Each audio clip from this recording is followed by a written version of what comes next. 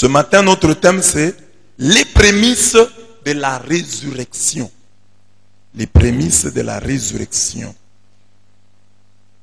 Comme vous l'avez entendu, l'évangile de ce jour parle de la résurrection. Nous sommes là en Jean 5. Car comme le Père ressuscite les morts et donne la vie, ainsi le Fils donne la vie à qui il veut. Le Père ressuscite, le Fils aussi. Là, c'était Jean 5, 21. Jean 5, 24. En vérité, je vous le dis, celui qui écoute ma parole et qui croit à celui qui m'a envoyé a la vie éternelle et ne vient point en jugement, mais il est passé de la mort à la vie. Jean 5, 24. 25. Jean 5, 25. En vérité, je vous le dis, l'heure vient, et elle est déjà venue, où les morts entendront la voix du Fils de Dieu, et ceux qui l'auront entendu vivront. 28. 29. Ne vous étonnez pas de cela, car l'heure vient où ceux qui sont dans les sépulcres entendront sa voix et en sortiront. Ceux qui auront fait le bien ressusciteront pour la vie, mais ceux qui auront fait le mal ressusciteront pour le jugement.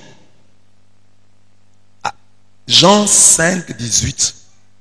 Il faut être attentif à certains détails des Écritures.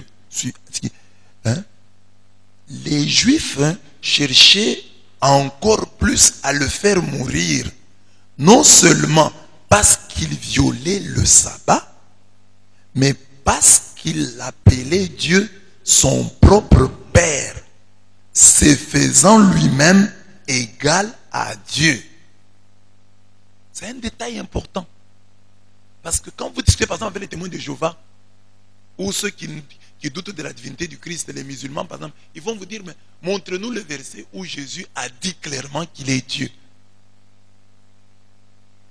Jésus, par humilité, ne l'a pas dit clairement. Mais par ses gestes, il a montré qu'il était Dieu. Par certaines des déclarations qu'il a faites, il a montré qu'il est Dieu. Par exemple ici, il dit qu'il est le Fils de Dieu. Et les Juifs comprennent que s'il est le Fils de Dieu, donc il est Dieu.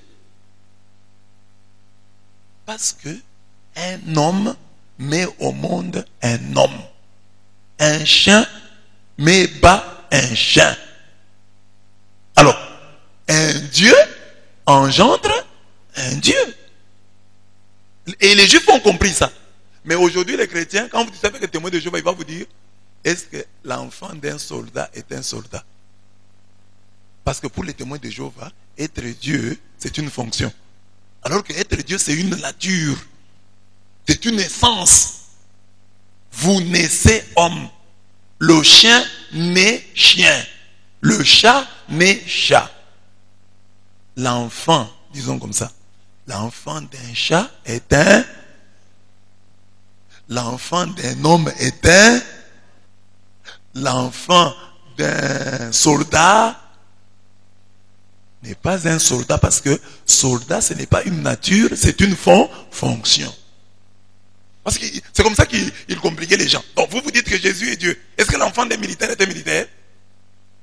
Non, posez plutôt la question, le petit d'un chat, est-il un chat? Le petit d'un chien, est-il un chien? Oui, le petit d'un chien, c'est un chien. L'enfant d'un homme, c'est un homme. Alors, l'enfant de Dieu est Dieu. C'est ainsi que les musulmans ont des difficultés sur ce point-là. Ils disent que comment vous pouvez parler d'un Dieu qui engendre? Ça les dépasse. Mais c'est ça la foi chrétienne. Nous croyons que Dieu a un fils. Et dire que Dieu a un fils, c'est prendre ce fils et le situer au même niveau que son père. Parce que le fils là a la même nature que son père. Je vous donne encore un autre verset. Vous allez voir, c'est toujours les Juifs. Donc, les Juifs, les saluts viennent des Juifs. Vous voyez, Jean 10, 30. Jésus dit, moi et le Père, nous sommes un. Il dit seulement ça. moi et le Père, nous sommes un. Les Juifs, le salut vient d'eux. Les Juifs prennent les pierres pour les lapider. Parce qu'il dit, moi et mon Père, nous sommes un. Les gens ramassent les pierres. Amen. Dis un peu à ton voisin, moi et mon Père, nous sommes un. Il a ramassé les pierres. Il a ramassé les pierres. Donc les Juifs comprennent que c'est que cet homme vient de dire. Quand il dit moi et mon Père, c'est qu'il dit qu'il est Dieu. Ils ramassèrent les pierres. Ils ramassèrent les pierres. Jésus leur dit, je vous ai fait voir plusieurs bonnes œuvres venant de mon Père, pour laquelle me lapidez-vous. Les Juifs lui répondirent, ce n'est point pour une bonne œuvre que nous te lapidons, mais pour un blasphème, parce que toi, qui es un homme, tu t'es fait Dieu. Les Juifs comprenaient que quand quelqu'un dit, moi et mon Père, nous sommes un, c'est-à-dire il est Dieu. Les Juifs comprenaient que quand quelqu'un disait, je suis le Fils de Dieu, c'est-à-dire il dit qu'il est Dieu. Il est de la même nature que Dieu. Amen. Un autre verset pour la polémique, parce que c'est important. 25. Retenez bien. Et si vous avez un stylo, écrivez là-bas. Écrivez là entre parenthèses, comme ça vous retenez. Jean 5, 25. En vérité, je vous le dis, l'heure vient et elle est déjà venue où les morts entendront la voix du Fils de Dieu et ceux qui l'auront entendu vivront. Ici, en Jean 5, 25, Jésus parle de la résurrection spirituelle par la parole. C'est ainsi qu'il dit, l'heure vient et elle est déjà venue où les morts spirituels entendront la parole, celle que je prêche, et vivront. Il s'agit de la mort spirituelle. Ceux qui sont morts dans le péché, ceux qui sont morts dans le mal, ils vont entendre la parole de l'évangile et vont se convertir. C'est pourquoi il dit, l'heure vient et elle est déjà venue. Car Jésus, je suis en train de prêcher. Jean 5, 25 parle de la résurrection spirituelle par la parole. C'est clair? C'est clair? Maintenant, descendons. Jean 5, 28, 29. Écoutez maintenant. Ne vous étonnez pas de cela, car l'heure vient. Mais là, il ne dit plus, et c'est maintenant. Non, il ne dit pas ça. En Jean 5, 25, il dit, l'heure vient, et elle est déjà venue. Mais ici, il dit, l'heure vient, où tous ceux qui sont dans les sépulcres, où tous ceux qui sont dans les tombeaux, entendront sa voix et en sortiront. Ici, il parle de la résurrection de la chair, différente de la résurrection spirituelle de Jean 5, 25. Ici, c'est la résurrection de la chair. Parce qu'il dit, ceux qui sont dans les tombeaux. Il parle des corps.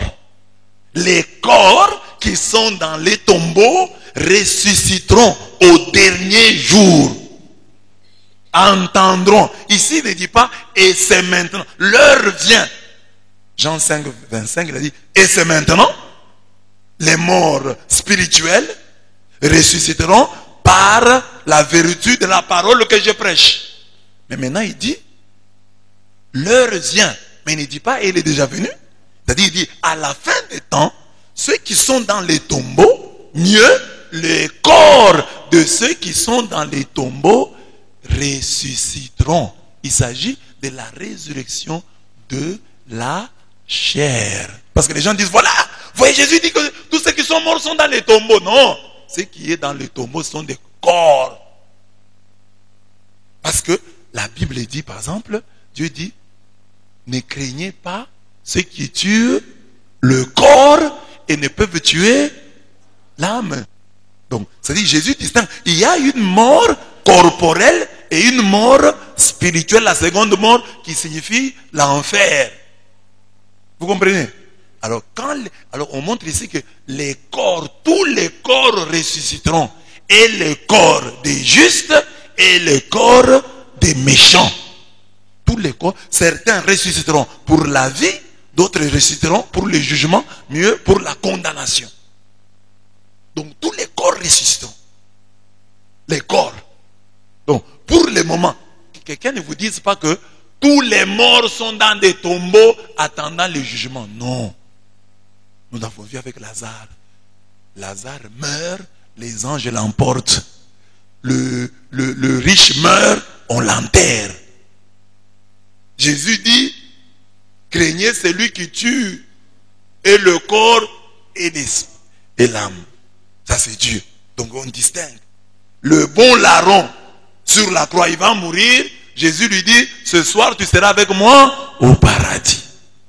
Donc, si on était parti dans la tombe du bon larron, on trouverait bien le corps, non? On trouverait le corps. Mais l'esprit n'était pas parti.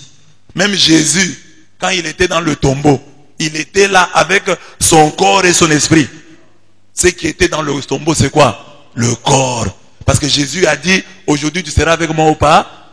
Donc Jésus est allé aussi au paradis. Dans son âme, dans son esprit. Et l'épître de Pierre le dit clairement. Amen. Nous avons déjà vu ça. Vous avez compris? Ça sont des précisions importantes. Parce qu'un catholique, parfois quand on donne Jean 5, 28 et 29, il est perdu. Ah non, Jean 5, 28. Donc Marie est dans la tombe. Les saints sont dans la tombe. Ils attendent le jugement. Dans l'église, nous disons, je crois en la résurrection de la chair. C'est-à-dire que les gens qui sont morts là, en Christ, leur esprit, leur âme est leur corps attend de l'arrêt. Je crois en la résurrection de la... Nous le disons dans le credo, avant même toutes les églises de réveil, que les corps ici, même si on les enterre, même s'ils pourrissent, à la fin, ils ressuscitent. Dieu parlera, une voix les ressuscitera. Jean 5, 28 à 29 parle de la résurrection de la... Jean 5, 25 parle de la résurrection spirituelle. Par la part. Voilà, c'est ça notre thème. Notre thème dit que avant la résurrection finale, avant la résurrection eschatologique, la résurrection de la chair, il y a des prémices qui sont autant de résurrections. Parce qu'avant la mort, il y a aussi autant de morts symboliques qui précèdent la mort physique, la mort spirituelle. Alors on dit, quelles sont les prémices de la résurrection? L'évangile déjà le montre. Jean 5, 26 dit que avant la résurrection de Jean 5, 28 à 29, il y a une résurrection spirituelle par la vertu de la parole. Et je résume mon message en disant, la parole qui te réveille chaque matin est celle-là même qui te ressuscitera à la fin. Pour participer à la résurrection finale, il faut chaque jour participer à la résurrection matinale. Donc il y a une résurrection chaque matin par la parole. Hier tu étais mort dans le péché. Hier le péché t'avait tué. Quand tu viens ici écouter la parole, c'est Jean 5, 25. L'heure vient et il est déjà venu où les morts entendront sa voix et vivront. C'est ça qui se passe ce matin. Tu étais mort, tu avais pris une mauvaise décision. Quand tu viens ici, la mauvaise décision que tu avais prise là, c'était une décision de mort. Mais quand tu arrives ici, la parole sort, tu sors de la mort, tu ressuscites. Si tu as l'habitude de ressusciter ainsi, chaque fois qu'on prêche la parole, tu n'as pas peur du dernier jour.